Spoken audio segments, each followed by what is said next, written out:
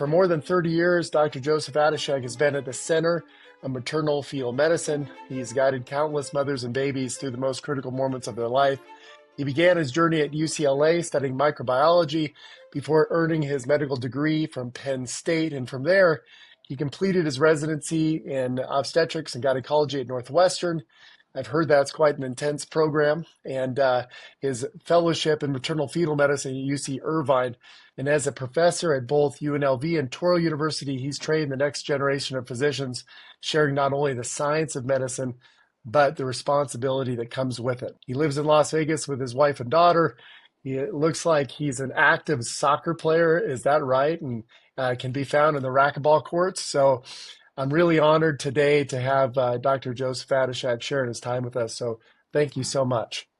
Well, thanks for having me, Eric. And thanks for me swelling my head to 10 times its normal size. I appreciate that immensely. Well, the physicians make such a difference in people's lives individually in the hospital and clinic.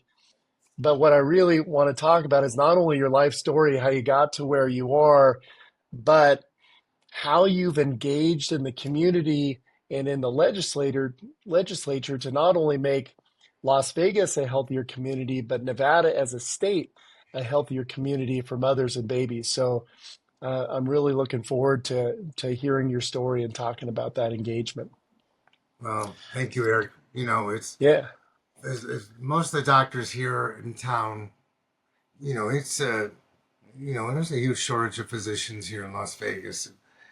Certainly understand doctors who, at the end of the day and the evenings, pretty tired, and it's very tiring to get involved and try to make a difference for our patients, in the city and in the state, as well as, for the physicians to help them able to take care of our patients. And that's kind of one of our bigger struggles right now is how to get physicians to get involved because they're tired. They just want to go home after work, which I can understand, and spend time with their families. But as we were talking about earlier, things don't happen magically to help our patients out and help out the doctors here in the state of Nevada.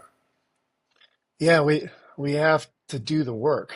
And before we go back, like back to before medical school, I want to ask you, when did that click? I just want to double click on that for a minute, your engagement. So when did you're practicing MFM, you're building a practice in Las Vegas. When did you say to yourself, or did you say to yourself, okay, I feel comfortable with my practice. Now there's bigger problems out there to solve. Like, was there something specific?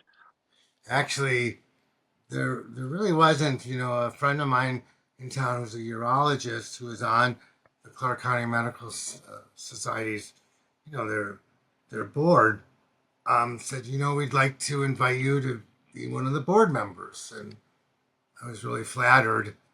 And, I didn't really have anything in mind that I wanted to accomplish, except I kind of knew I wanted more than just go to work and then go home, go to work, then go home. So I got invited to be on the board and went to meetings. And then, the next year came and, would you consider being, membership director or this director, that director? Sure, it's reasonable. And then, came time, as you already know, that you consider being the secretary of Clark County Medical Society. And then it's basically, there's a commitment you make when, if you're going to be on the board of medical societies, the longer you're on, then you start doing different positions on the board and get elected different positions. And then, fast forward, it becomes president-elect and then president. And then there's these issues that come up that I really wanted to be engaged with and make a difference. And just as we've talked about, it just didn't happen magically, but the more I became involved, the more I felt so much better about myself. And I was actually like, one person can actually make a difference here in the state. And Yeah. I don't know if it's like that in other places in the country. Hmm. So, yeah, Yeah. I found that, well, I was going to say that, you know, in my own experience, just being for I chair the credentialing committee down at Sunrise and sit at MEC, and just being on the different committees, you're also engaging with other people who want more and other people who want to make a difference, and that is inspiring too. So there's this momentum that comes, it seems, with being on these boards and being in these committees and surrounding yourself with other people that want to reach outside of the hospital, reach outside their clinic to engage in the community. yeah, it's funny. I got asked, at Southern Hills when they opened, and will you be chairman, the first chairman of OBGYN at Southern Hills? And it was like, oh, yeah, sure. And then you meet these other people, and you really meet amazing people that you meet amazing doctors, and then you meet amazing doctors who are trying to improve the community and improve the care in the hospitals and making a difference. And you kind of keep bumping into these sort of same people that are doing something. And I'll never forget. I was in medical school that they said, when you finish medical school, it's your job not just to be a physician, but it's your job to, number one, to teach um, up and coming physicians, and also to work in the community to make things better for your patients. Not just It's not enough just to go to your office and go to the OR and go home. Mhm. There's more to do, and I've just met such amazing people that are incredible that just make such a difference, and everyone looks up to them, and because they are just spending their time, and one person just can make a huge difference in the Yeah. state. And like you said earlier, sometimes you don't have to have the biggest network in the world. You can just be interested in a problem and then pick up the phone Right. or reach out to another person on a committee you're on and say, "Hey, do you know anybody that is, connected or associate that I can, talk to about this problem?" And, we're fortunate in Las Vegas that it's a fairly small network. Eh, We're probably only one or two, people away from almost anybody. That's that's funny. That's really true. About 15 years ago, 18 years ago, when United merged with Sierra Health, and a lot of physicians were very unhappy with that because they were afraid that Mhm. your contracts would be the Sierra Health contract and not your United contract, because United used to pay so much better. And then the Attorney General contacted me and said, we need, you know, with this new arrangement, there's four people from the state of Nevada chosen by the Attorney General and four chosen by United to go through any problems or whatever. So the Attorney General at that time was Catherine Cortez Masto. And so, as you know now, she Mhm. became senator, but I worked with her long before that, and I thought she was wonderful. And I was like, hey, if you ever run for office, I'd be happy to help you. And then had an event for her at my house when she was running for office. I didn't even know if she was Republican or Democrat. All I knew was like she was amazing. And so then just by doing that one thing, she's now our senator. And we go to Yeah. Washington, D.C. and meet with her. And we talk about prior authorization reform and about Mhm. Medicare and all that. And I'm, as we were talking earlier, I'm just one person. I was like a nobody, and I'm not saying that for you or someone to go, oh, no, you're not, Yeah. but I was like nobody. It was like nothing. And Yeah. then just by doing what you said, just saying, yeah, I'll help, you know, Hmm. um, when asked for, because it's so desperate need of doctors to do more than just to be doctors here. Yeah. Well, a self-proclaimed nobody that actually picked up the phone, and few people do that. And, So if we go back back to childhood, what was the first spark for medicine? so we had this family practice doctor growing up, and he was amazing. And he was an old time family practice doctor. He did Hmm. deliveries, he did surgeries, and he did his own office for 20, 30 years. And he did surgeries and he went to the hospital to see the patients in the hospital. And this was in, you know, Wisconsin and Chicago. And that was like amazing. That was the type of doctor that I wanted to be. I didn't want to be a specialist, certainly not a subspecialist. I just like that seemed like the most amazing thing. But then you go to medical school. So all I ever want to do is be a doctor. I just want to be that And type of doctor. did you come from a family of doctors, or was he your doctor Even with and that was my the older brother was a doctor, but it was the same for him too. It was like saw what a family practice doctor did, Mhm. and that was it. I just wanted to be a doctor. It's all through college. When I went to UCLA, everything Mhm. was the goal is to get into college, get into medical school, you know. And And it's funny going to UCLA back then. We went to high school in California. You just applied to UCLA and USC and got in. There was none of these things now. Like there is now, mhm. like people helping you with your personal statement and hiring people Oh to yeah. make your application look great and everything. I think it was a much better, simpler time to apply to colleges. If you had a good GPA and a good SAT score, you would You get got into in. a good school. Yeah, and you guaranteed a UC school, University of California school, if you had a certain GPA and a certain SAT score.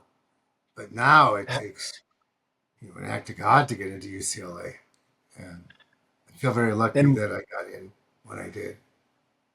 what how far are you and your brother apart in years? We're like 4.5 years apart. So, And ironically, he's an OBGYN in Baltimore, and he actually has his own practice. He does only GYN now. He doesn't do any obstetrics anymore because he wants to sleep at night. And it's ironic yeah. because I don't do really any GYN. I do only OB. And so Uh, I do obstetrics, only high risk obstetrics, and he does GYN. But, I think so he felt this. he sleeps and you don't sleep. Yes, I don't. Right. But And did exactly. you when you got into medical school, you and your brother, did you go back to that family practice doctor No, and I tell think him that we were older by then, so it was when we were kids. We saw him, let's say 10 years old. So no, I didn't stay close with him or anything mm. like that. But And that's when all I ever wanted to do was be a doctor. Nothing else ever. when you so you started on the path and it sounds like you wanted to be a family practice doctor and then something happened in Wow. medical school. Well, in medical school we do all these rotations, and I ended up liking, every rotation I did, except for maybe neurology. I was like, oh, maybe I'll go into this for a living, or Hmm. same thing with psychiatry. I don't think I wanted to go into that either. But the other fields are like, oh, this is cool. I think maybe I want to do this for a living. I did ER. It's like maybe I'll be an ER doctor and I'll be a trauma surgeon, or everything I did I thought was amazing. And they don't really in cities. They don't have the type of family practice doctor that we did when we were growing up. That's kind of gone by the wayside a little bit. So you almost have to specialize in Hmm. something, not subspecialize. But so then when I was an OBGYN resident, um, I love doing deliveries and I love doing surgeries and like able to see like the patients back over and over again. But the real sick, high risk pregnant women, Well, they had to go see the high risk pregnancy doctor. And I was like, well, I want to go do that. I want to Hmm. see those high risk pregnant women. So, that's why I made the decision to do just high risk pregnancies, maternal fetal medicine. But, and in terms of OBGYN for me had the best of all the worlds in terms of residency. You do surgery, you got to do deliveries, you got to see the same patients back year after year after year. And, my brother has Hmm. seen the same patients back for literally 30 years. He's done their deliveries and he does their GYN care, and it's like a family practice doctor. Only he can do Hmm. surgery also. So, That's one of the things that I love about being a pediatric surgeon is a lot of times I get to see these babies within the first hours of their life, and then I get to solve a problem, and then I get to follow them until they graduate high school.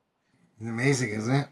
I You mean, know, and I it's bump, I'm amazing. sure you do too, but I bump into people, such a small town Las Vegas is, but Hmm. I bump into people everywhere. Every time we go out to dinner, everywhere, the people I've um, meet are like, oh, you did this was delivery, and they introduce me to their son or daughter. Of course, they don't care, but Yeah, uh, I like, oh, he pulled you out of me and everything. know. That part's really cool and everything. But yeah, usually the kids don't care. They're like, yeah, whatever, great. They're like, cool, thanks, Yeah, dude. yeah, they're like, yeah, whatever. But I'm What telling you, was, um, that was that's really an amazing part about living in Las Vegas. yeah, I know. Often happens at the grocery store or even my kids' school. There's Uh, children that I've taken out their appendix or fixed a hernia on, and it's really gratifying to yeah, it see is. that. I, And I then got my a kids letter think not it's I got a letter not too long ago. It was from this patient. It was from a father, and he wrote me a letter. He says, "I'm sure you don't remember me, but I'm driving right now to my little girl's high school reunion. I mean, high school graduation." And he said, if it wasn't for you and your care, I wouldn't be able to be driving right now to her graduation. And I just can't thank you enough for saving her life. And because of you, I get to go to this graduation. And I'm like, wow, that's just 18 it years hits later. deep. Yeah. And makes all those nights worth it and all the extra work worth it hearing things like that. Absolutely, absolutely. What was the landscape of MFM like when you were choosing it? Oh my gosh. So, it's basically a fairly new field. So, do you see Irvine?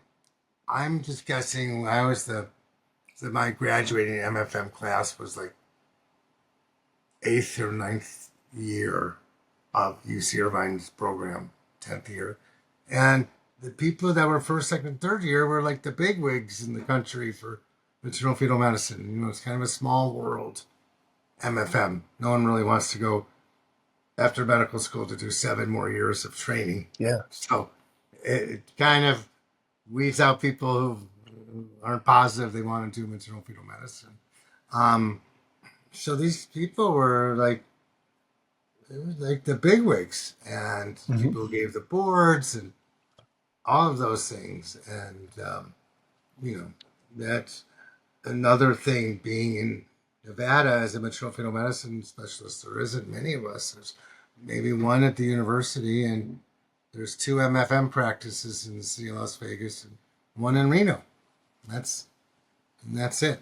So definitely be a big fish in a small pond here, and people can move to Las Vegas, doctors, and they could hang up a shingle and start their own Hmm. practice.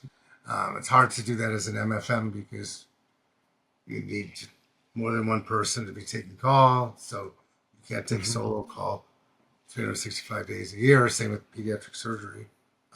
But um, like MFM back in the day was sort of a newer field, and it's nice because you can do well financially as well Hmm. compared to other fields of medicine. And so would the majority at that time and maybe even now, would you say the majority of MFMs were the jobs academic? And then how did you choose to come to Las Vegas? And were you considered like a black sheep coming to Las Vegas? It's funny. Like where I did my residency at Northwestern, you, if you went to private practice as an OB-GYN, you were like selling out. It's probably same as a subspecialist for you too.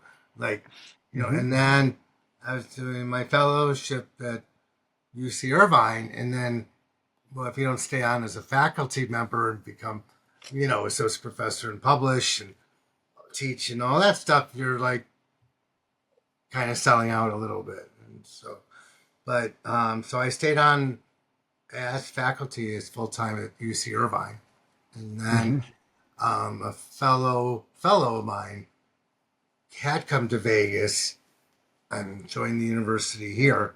Joined only one other person, and there was only one other group in Las Vegas at the time. This was in '96, actually '95, '96. So he said you should come out to Vegas, and again, it could be part of the university and all of that. So, I left UC Irvine because UC Irvine was it was a pretty big department, and you were a lot of faculty members in MFM. So, why don't you come out to Vegas? So I went out to Vegas and then joined the university full time.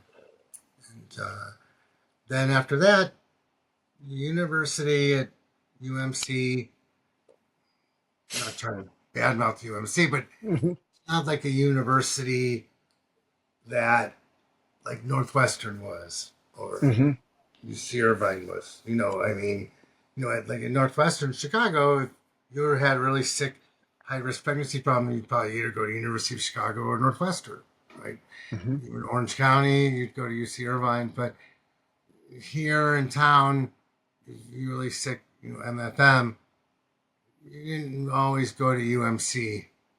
Hmm. And so we decided to leave the university and start our own private practice here. But it wasn't just a big game plan of starting my own practice and hanging up my own shingle and starting that way. It just kind of landed in my lap that way. Just evolved. And right now, we have basically three different employment models. You can either be in, well, maybe four. I'll get to the fourth, but you can have private practice, you can be employed, academic, or the fourth one seems private practice that is supported or partially owned by private equity. And if you were talking to residents who are coming out of training now, how do you advise them or how do you talk about these different employment options? Wow, that's a great question. It's funny because I've been in university practice on the tenure track for professor, and then we left there, and then private practice, and then that time my partner and I got a divorce, so I was actually in solo private practice. Started the practice from scratch, and now our practice has actually been bought out. So I've Hmm. actually been involved in all those models of care, except for although we've been bought out, I, it's not like a typical employed physician. Like the people who bought us out, I've never once seen any of them like in our office. They don't Hmm. micromanage anything. They get their check once a month. They paid a bunch for a practice, and now they have Hmm. us for years, and they get a certain amount of money every month of percentage of income that we make. And as long as they get their check, they're pretty happy. And Hmm. so they don't really micromanage. Many other practices, employee practices, are different than that. But um, ours isn't. I think we're lucky in terms of that because I've certainly heard stories of other groups that they want to hire someone to work at the front office and they're amazing and they want $2 more an hour Yet the group that bought out the practice is not willing to pay $2 more an hour. And Hmm. as you know, when you have your own private practice, I mean, that's just the best thing in the world because you don't lose great employees over $1, $2 an hour. And you That's get right. to do, when I first opened, we paid for all the employees' health insurance and their families. And with good insurance, Blue Cross Blue Shield, and in time that became way too expensive. And Yeah, but I never lost an employee due to money. Owning your own practice to run a practice of your dreams is really, in a lot of ways, the best of both worlds. And I mean, just like you have it, the only problem is if you want to someday retire, you just walk away. What was I going to do after owning my own practice for 25 years? You know, very few people are walking in and going, hey, yeah, I'll buy out your entire practice. that's right. So, you want an exit strategy, the only one thing to do is to sell out. That's right. In private practice, one of the things that enjoyed the most or learned to enjoy is that transparency. You know, as the code or the practice, if we need a new front desk person, often I'm on Indeed finding the front desk person. If somebody has a problem, you're solving that problem. When you're looking at what you're getting reimbursed for cases, you get to see exactly what those dollars are.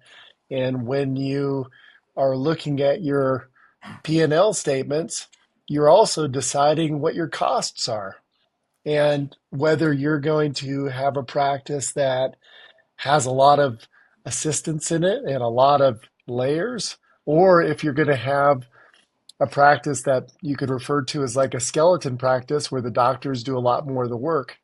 And in our practice, you know, us surgeons, we do a lot of our own coding and we do a lot of the work, even the HR part of the practice. But I've really enjoyed that. And I don't know if you would echo the same when you were starting and building your practice. Did you enjoy building the business side as well?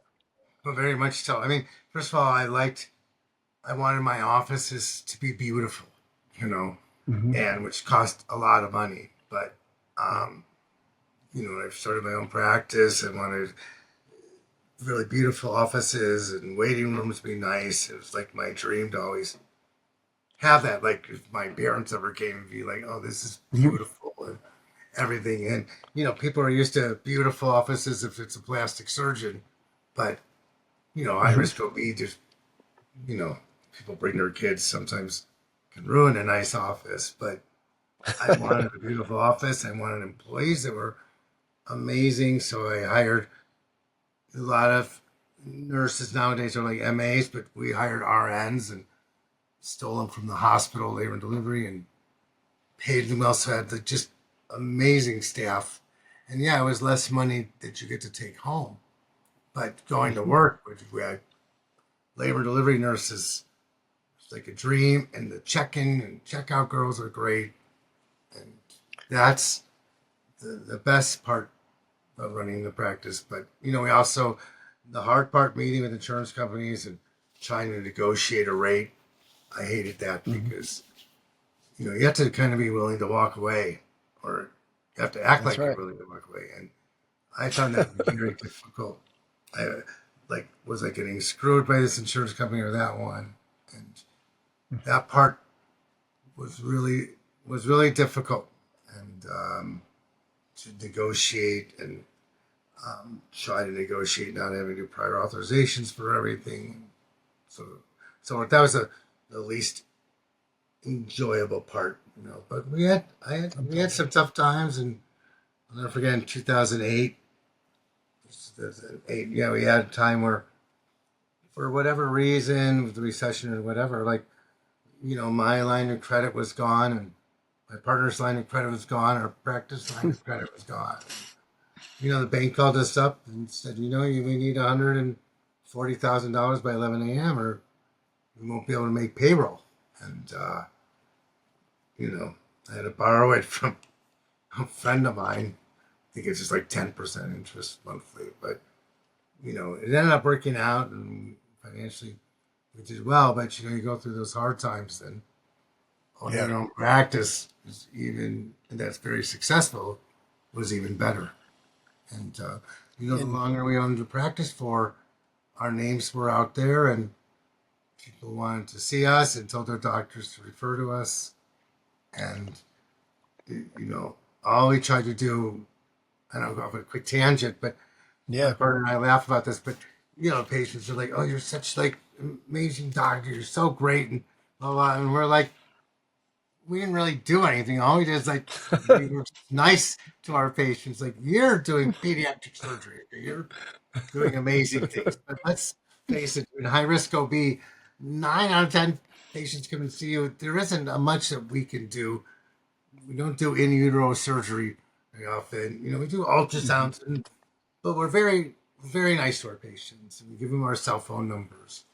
And if there's an Yeah. anomaly, we're extra special nice and help them do everything. But um, we Well, always it's laugh that. about it because they think, oh, you're just the greatest physician there is. Like, we're laughing because we're like, we didn't do anything. We did the ultrasound, we had a healthy baby, and they tell their family, oh, I had a healthy baby because of him. And I'm like, thank you. But, meanwhile, I'll you take it. operate, you really make a difference on people's lives, I'm one of the Well, very few people. you're being very humble, and but I'll accept the compliment. I really enjoy what I do. Yeah, well, you're really How would good at it. how, So, well, yeah, thank you. I feel, as a I should say, as a young surgeon, you start your career when you stay in one place, as you've done in your career, you really do get to, on the one hand, you get to see the churn of people that do come and go. And then you see the others, and then you get to start to build, maybe it's reputation, or maybe it's just a network, or really it's just building trust. And I remember my partner, Dr. Kogut, she told Kelly Kogut, she said, in this community, if you're looking for a good doctor, just find somebody who's been here more than 5 years. And exactly. you can trust that they're pretty good because in Las Vegas, there's nowhere to hide. No, Um, you you won't come make and, it if and you're not a very good doctor here. you won't make it. And so it's building that trust. And now I'm going on my ninth year here. I feel like I'm starting to build more trust with physicians in the community by just working hard. And so Yeah, um, it's funny how you Vegas can. you can do that just moving. Maybe some doctors will see this video and I hope decide to come to Las Vegas because you really can be a big fish in a small pond. And it's not like I'm sure you didn't set out this way, but I want this great reputation and everything. And it's funny, you're just nice to people, Mhm, provide great care, and then you start to get this reputation everywhere. And mhm, especially, I think in Las Vegas here really can make a difference. And I have cell phone messages all the time. Patients like, "Hey, will you deliver my friend? We really think you're mhm. great." And then that person, and then that person goes on and on and on. And all you do is just treat them how we want to be treated at a doctor's office. Nothing more. And do you feel that sometimes I feel that that's so true in Las Vegas because we're a collection of all these smaller practices. And by being a collection of all these smaller practices, rather than having large, very dominant employed models, that it's more personal and it's more intimate. Yeah. Um, I mean, when I moved here, certainly seemed like all my friends or people I knew really well were had their own private practices. The ones that were amazing. I had to have spine surgery. I saw my friend the neurosurgeon, and mhm, it was Sierra Health back then, Southwest Medical. That was a big group, but that wasn't really the type of group that oh, I need a hand surgeon. You go there. You go to my friend Andrew Bronstein, the hand surgeon. You go Hmm. to the neurosurgeon who I know, and you go to your nose and throat, and ENT associates, whatever, and it's different because there was only like one really big group. Now there's more of them, but you still can be, private practice. Most of your patients you'll get are from other people that you meet in town, other doctors. That's right.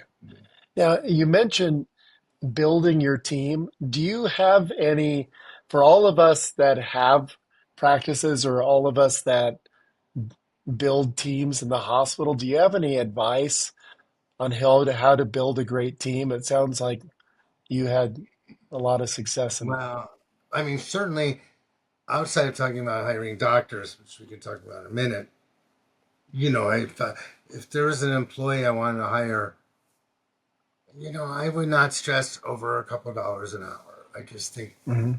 that's insane to me to really, like $1 an hour, I think is $2,000 a year, you know, Mhm. and you have, say, 10 employees that you want that are amazing. And, sometimes you, you don't have to pay a fortune for people. If you treat them well and, and they don't feel like they're being ripped off or anything like that, then they work harder, they work longer for you, they don't leave, they don't steal, Mhm. they're happy. And so, in terms of hiring staff for your office, that part to me is easy. It's just you just treat them well and don't be cheap. Overly Don't cheap. be cheap. I think you could put that on a billboard. Yeah, I Don't be cheap. don't understand that Yeah. whatsoever. You Did know, you ever do any like team building exercises in Desert uh, Perinatal I or think we or did, like but yearly events or things that brought people together? I hated that stuff. So I didn't. I didn't really. I think team building is happy. I guess I don't. I didn't think we Or needed do you team just do that by working, Yeah, working in a positive environment? right, exactly. Like it's a nice, I'd give them $100 bill on their birthday, and we give Yeah. bonuses on Christmas and July 4th and new events and new parties. It wasn't team building, I guess, but we were off. We went racing. We did race cars, all the whole office once. Closed the office and did Yeah. everything. So um, I like that, and I don't think we didn't really need, I guess, team building. We didn't need a sexual harassment conference and Yeah. things like that. Now, doctors, of course, is a much different thing because to get doctors to move to Vegas, certainly in my field, is hard to do. If they're a male doctor, their wives think that Vegas is all strippers and gambling. And Yeah. if they're female, they think Vegas is all strippers and gambling. That's right. And it's hard to get doctors, like subspecialists, like your field and my field, to move to Las Vegas. It's a challenge. Plus, Las Vegas financially now, it's a much harder place to make more than people get paid in California or New York, other Mhm. places in the country that people might want to move to. So that's And so, how what, did you what do it? I would do. So we have doctor. We do is we found that it wasn't only money that Hmm.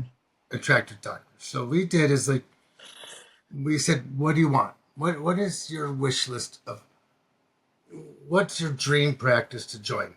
And everyone's different. For some people, they hate taking call with a passion, you know, Hmm. and they want no call or virtually no call, or they don't want to do weekends away from their family. And Hmm. so they're willing to give up money for weekends and nighttime call, at least, in my field. If they want to work 4 days a week, that's fine. If they want to work 3 days a week, it's fine. Like, whatever it takes to have a doctor be happy. Because it's not okay, here's your salary, is this $100,000 a year, this, and here's your office and have at it. And so I found that it was a little bit different if you could just make it. So we asked them, what's their dream? What do they want to be happy? What do they need in their life? So that's how I feel like we have really great doctors that have joined us. We don't I like that. we don't get a lot out of residency because sometimes people out of residency they just want to pay all their student loans back and make a ton of Hmm. money, and those aren't usually right for us too. Plus, you have to work really hard in our practice and see 50 patients a day. It can be overwhelming, and if they just want a lot of money, we like to have doctors that they're like, I don't mind being busy as long as we make sure we have the infrastructure. We have diabetic counselors, genetic counselors, really Hmm. good sonographers, and we have the pediatric cardiology group comes in and does pediatric um, echocardiogram, fetal echocardiograms with us. Yeah. We have the infrastructure in place to try and make it a great place to work. And would one thing I noticed when I was interviewing here is it seems like the recruitment to Vegas is hard, but when people get here, they never leave. Yeah, that's Like a very lot true. of the doctors, a lot of the doctors I've met have been here decades. Like Right. people come and they don't move.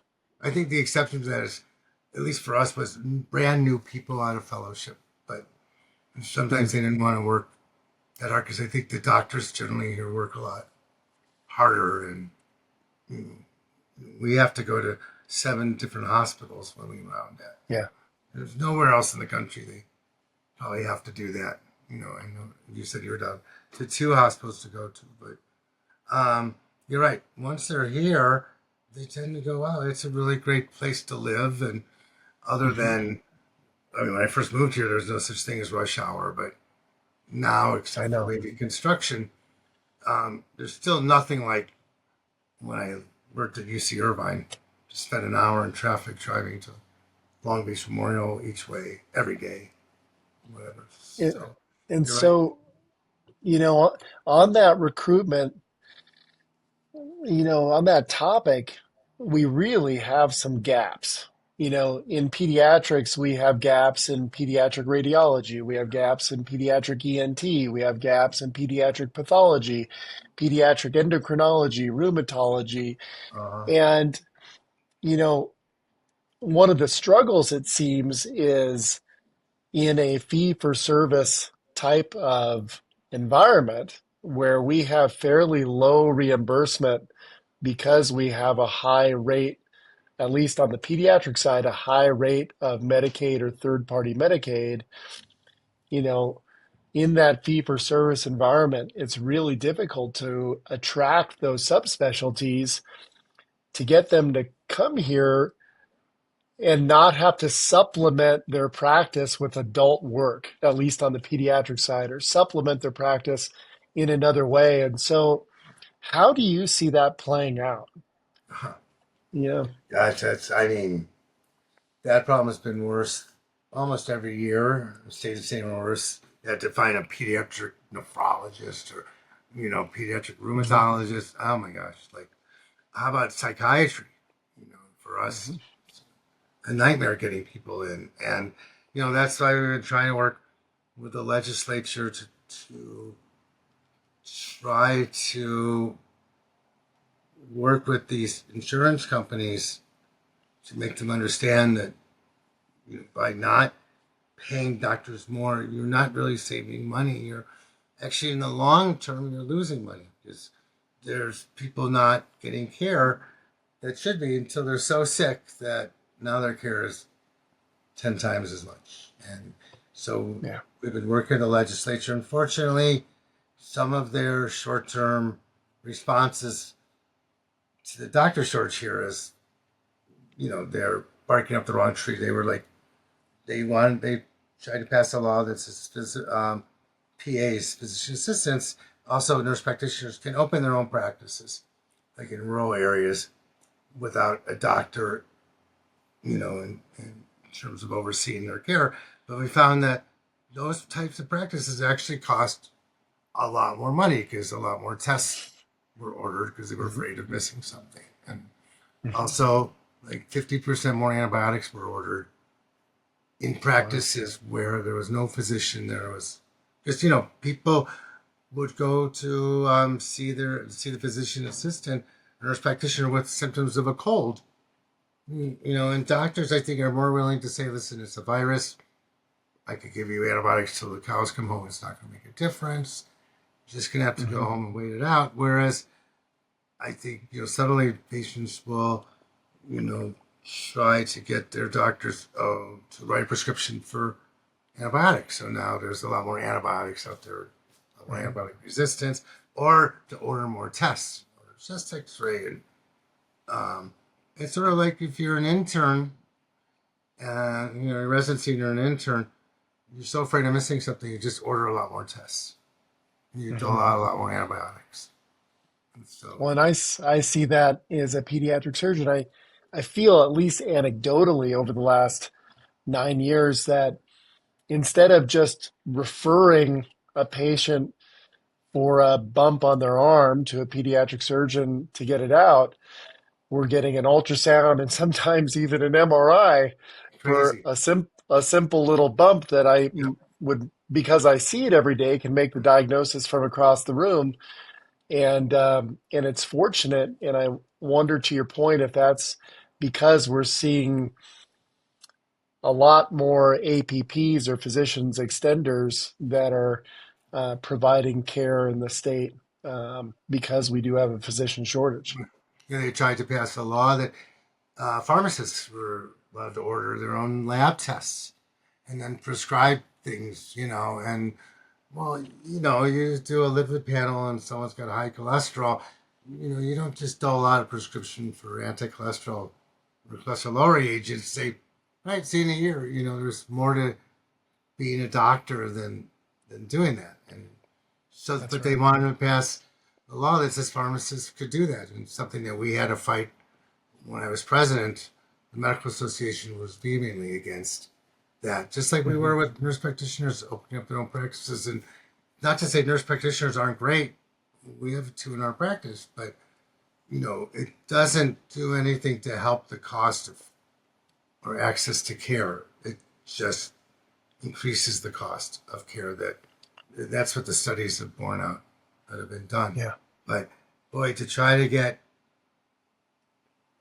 people to move here, it's just going to have to be that the insurance companies wake up and realize that by not having a subspecialist, the care is actually more expensive rather that's right. than less expensive.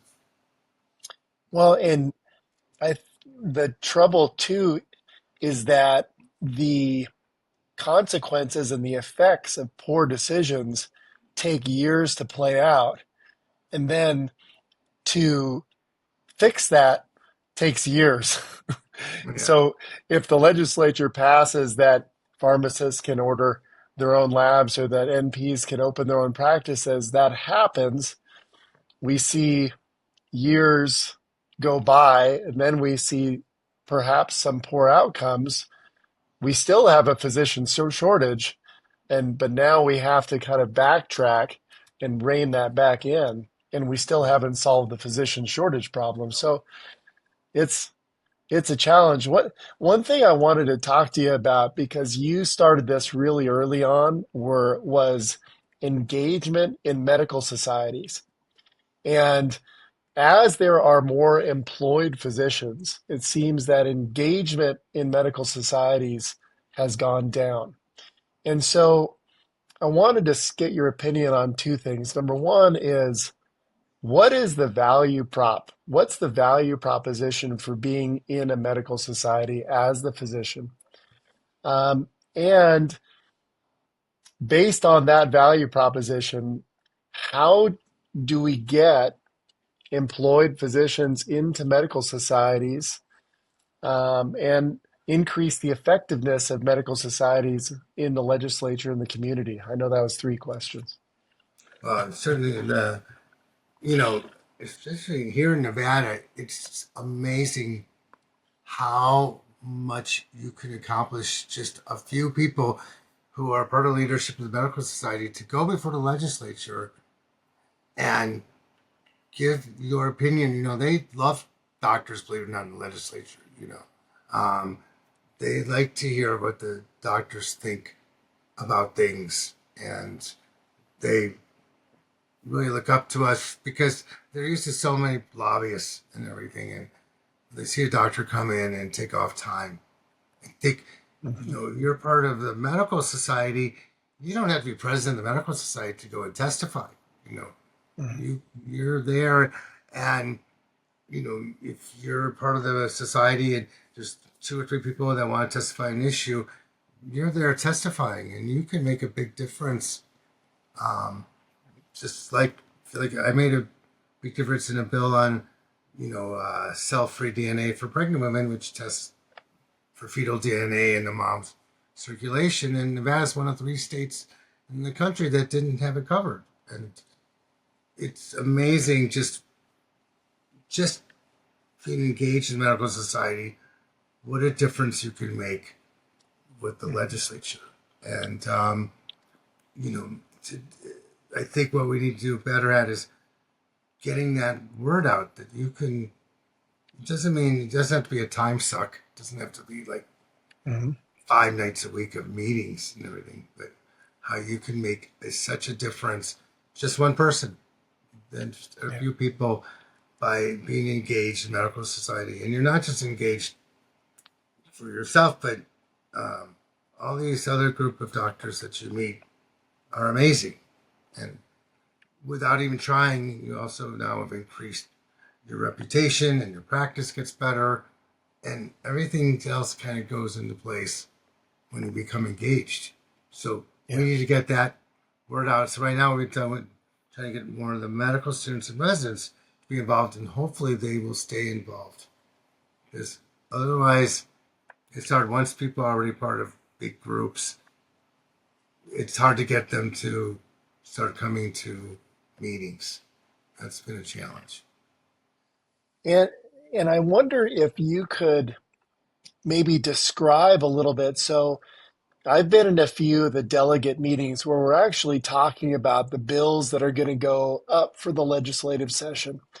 And I've listened to many of the physicians in Clark County Medical Society talk about how they've written those bills that end up going in front of the legislative session or how they've gone and testified. So, and I found those delegate meetings really engaging because it it allows you to that's the how. People will ask, like, oh, well, there's this bill.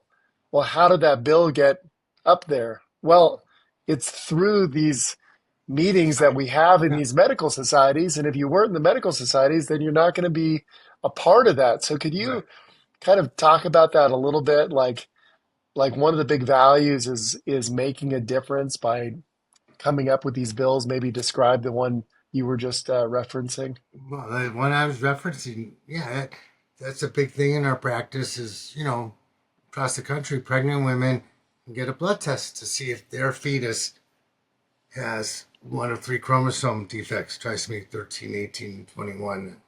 13 and 18 are lethal. And, you know, all I did was I went to Clark County Medical Society meeting and I just did a resolution and they voted on it. And they said, yes, fine. It didn't take that long. And then went before the state, Nevada State Medical Association, and that was voted on and voted affirmative. And that didn't take that long. And then we voted to get a sponsor to sponsor our bill. So I got in contact with someone I knew in the legislature. It wasn't, and we have people who, NSMA employees, executive directors, who knows people. So even if I didn't know someone, I could have gotten someone. And then I go, and when this law was proposed, I got to go for legislature and testify. And then both houses approved it, and the governor signed it, and I got a bill passed. And Boom.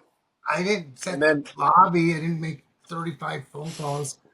I was just one person, and it just goes to show that one person can make such a big difference. I don't think that's true in California. You know, I don't Hmm. think that's true for the societies here in Nevada, though. And the other things we did is Nevada people in Nevada legislature. They're there for 3 months or so, 4 months every 2 years. So a lot of them want to pass a bill. A lot of the freshman legislature, and sometimes the bills they want to pass are just you know unbelievable. Like one, they tried to pass a bill that said in your doctor's office you weren't allowed to use latex gloves. Okay, like it's none of your business what kind of gloves I use in my practice. I don't know about you, but you're handling a lot smaller suture than I am. I guarantee it. To tell you, it's like I want to tell him go to Subway, see how they have those food service worker gloves. I want you to try to suture with some 7-0 suture, or God knows the small suture you use in your practice. And do that. And we were being against that so strongly, like on so many levels. Like, it's none of your business what kind of gloves we want to use in practice. You have no idea the implications you're saying by trying to use non latex gloves for things that where latex. I want to go see the doctor. That they whatever gloves they want to use, They want to they use the can best use. gloves to fix the problem. Right. Whatever they want to do is great with me.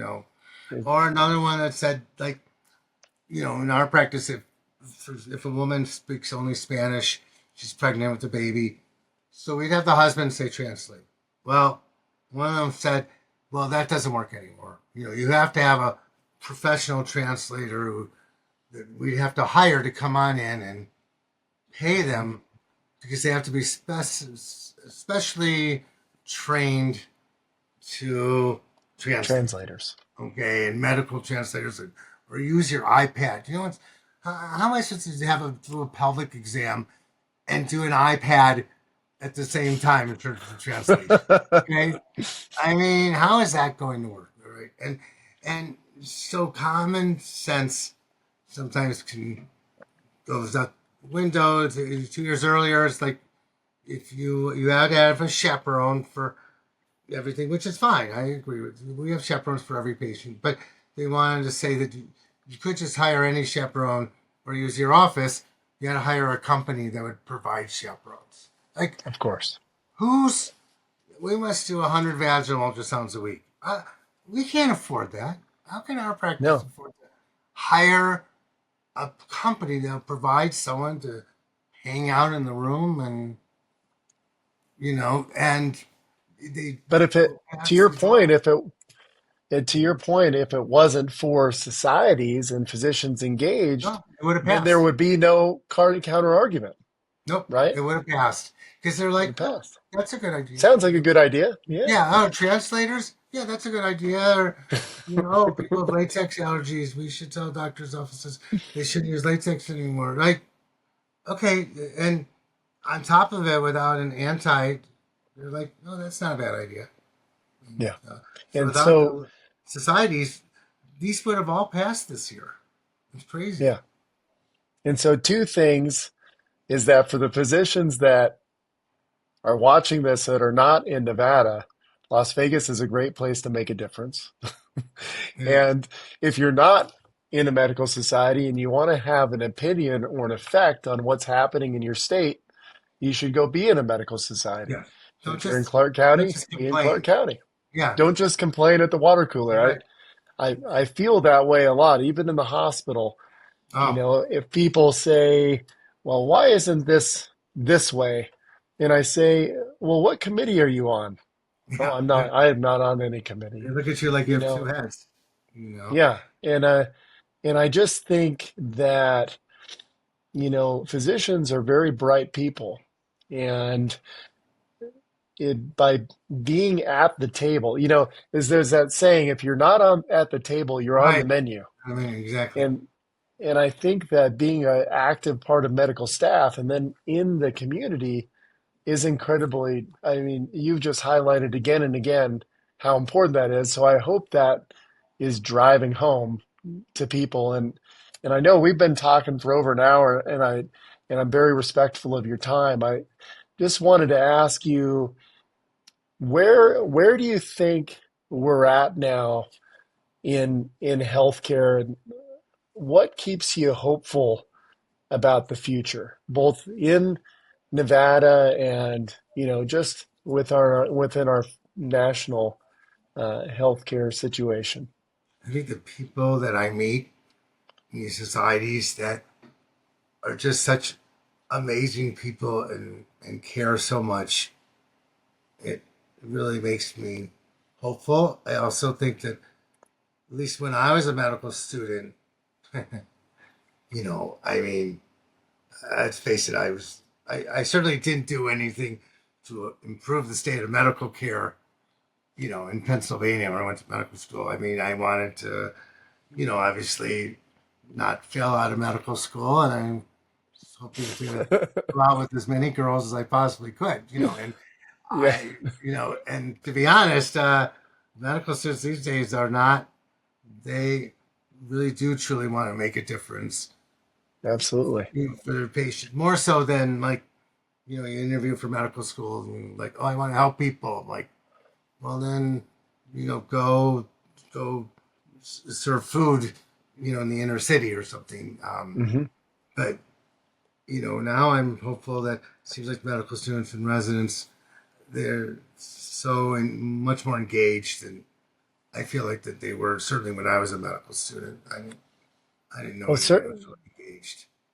the ones that I have met, it seems now it's such a brutal road to get into medical school that not only do you have to tell people that you want to help, you have to show them how you've helped, since you were like 5 years old, and Exactly. so I think that the people that I'm seeing that are, I see people that are applying for general surgery residency, also the pediatrics program. I these are people that really, like you said, want to make an impact and a difference, and so I'm very hopeful. And I love that idea of what are you hopeful for? You're hopeful because of the people, and I like Yeah. that. So I really want to thank you for sharing your story and how you've impacted the care in Las Vegas. And I know this has been inspiring for me as a surgeon trying to make a difference and make my community healthier. So, Dr. Adashek, thank you so much for all your time and words of wisdom and experience today. Well, thanks, Eric. It's been such a pleasure. I can't tell you. It's such a pleasure just to talk about myself for a whole hour. But thank you for that. Absolutely. All right, we'll talk soon. Bye bye. You take care. Bye bye.